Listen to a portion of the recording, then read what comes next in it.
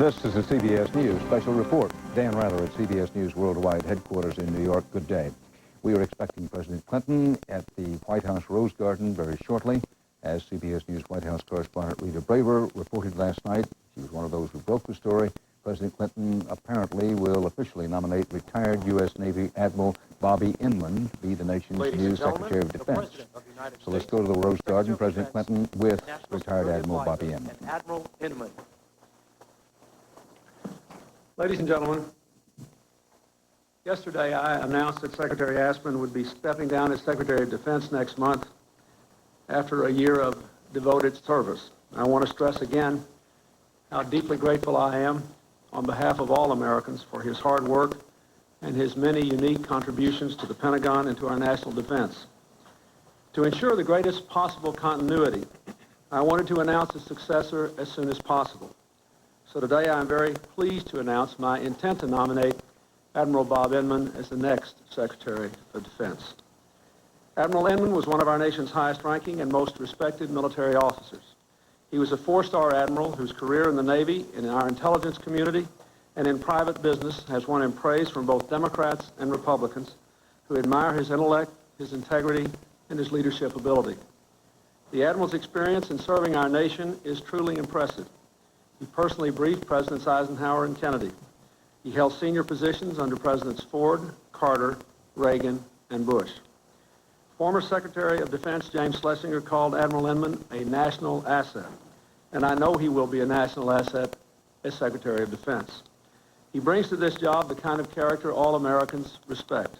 The son of a gas station owner in a small East Texas town, he rose to distinction and success on the basis of his brains, his talent, and his hard work. He finished high school at 15, graduated from college at 19, joined the Naval Reserve at 20, and then launched an impressive 31-year career in the Navy. He served on an aircraft carrier, 2 cruisers, and a destroyer, as well as in onshore assignments as an analyst for naval intelligence. In 1976, at the age of 45, he became the youngest vice admiral in peacetime history. Bob Inman's stellar intelligence work caught the attention of many military and civilian leaders and prompted his elevation to several high posts in the intelligence community. He served as Vice Director of the Defense Intelligence Agency, Director of the National Security Agency, and Deputy Director of the Central Intelligence Agency. Because of his outstanding service, he was awarded the National Security Medal by President Carter. Over the past decade, since Admiral Inman left government, he served in a wide range of private sector positions, including CEO of 2 private sector electronics firms, Chairman of the Federal Reserve Bank of Dallas, and a teacher at his alma mater, the University of Texas. He's also served on 11 non-for-profit corporate boards. And in all these roles, Admiral Inman has established a reputation for penetrating analysis, strong leadership, and a rock-solid commitment to this nation's security.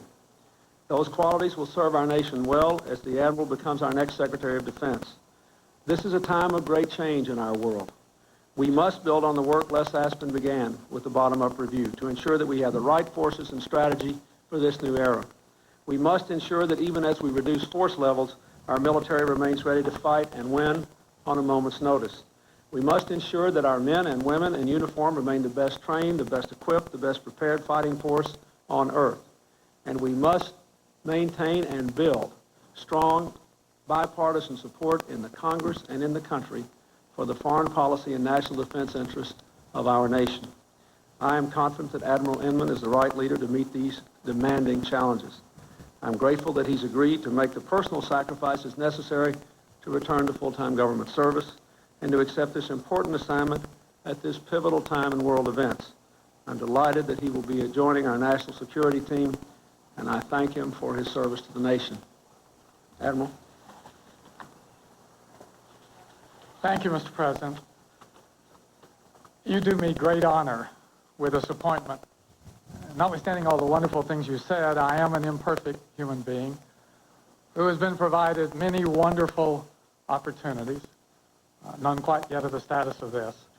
I've not done all of them as well as I would like, but I've always worked hard at them, and I will work hard at this one. As you know, I did not seek the job. In honesty, I did not want the job.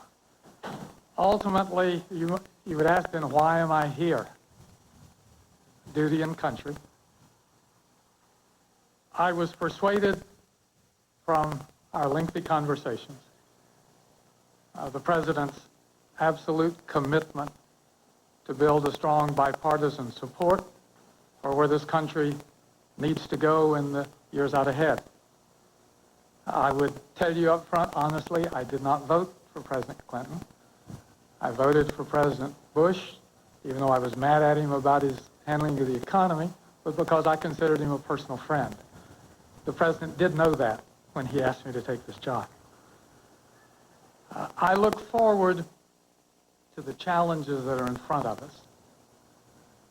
I particularly look forward to working with the senior members of the national security team.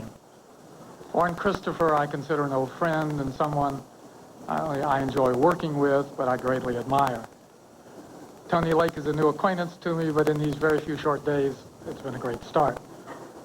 But ultimately, the key to my being willing to do this, to give up a very happy and prosperous life, was the President's commitment and our interaction. I had to be comfortable that he was persuaded I was the right choice for this time frame. And Mr. President, as you know, I had to reach a level of comfort that we could work together, that I would be very comfortable in your role as the Commander-in-Chief, President, while I was Secretary of Defense. And I have found that level of comfort. As I look at the challenges in front of us, the road ahead is already pretty well mapped. I've had the privilege of knowing Les Aspin for more than 15 years. He is truly one of the great intellects in this country. From the first meeting, he's always been challenging what was the best approach to national security for this country. I'm persuaded that the work he's done over these last 11 months will make it vastly easier for his successor. But it won't be an easy job. As I try to describe myself, I'm an operator, hopefully with a strategic view. I would hope in the years ahead to focus on an area that may surprise you. I've noted the media coverage this morning is focused almost entirely on my intelligence background. In these last 10 years, I've learned a lot about how business works, and I would hope to spend a lot of my time on bringing best business practices to the Department of Defense. My sense in traveling the country is that the public is less concerned about what we're doing overseas or our commitments than whether we are getting a dollar value for a dollar spent in defense.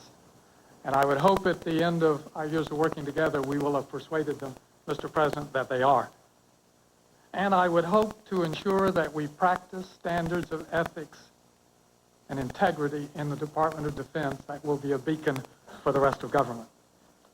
Finally, to my many friends in the media, both here and around the country, there have been, at my last count, some 82 calls last night and this morning for interviews. If we are going to build a bipartisan support for national security, it has to begin with establishing the best relationship with the Congress. I will be deeply respectful of the Senate's approach to the confirmation process. I believe, therefore, it will be wisest if I limit my public remarks on issues until the confirmation process is through, and then I will try to be as available to all of you in the future as I have been in the past. Thank you very much, and thank you, Mr. President, for your confidence.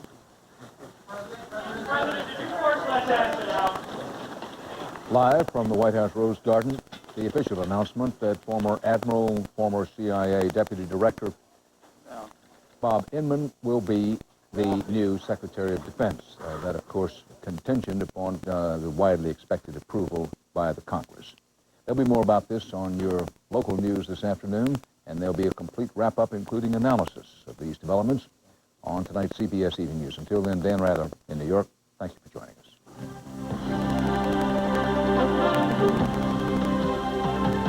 This has been a CBS News special report.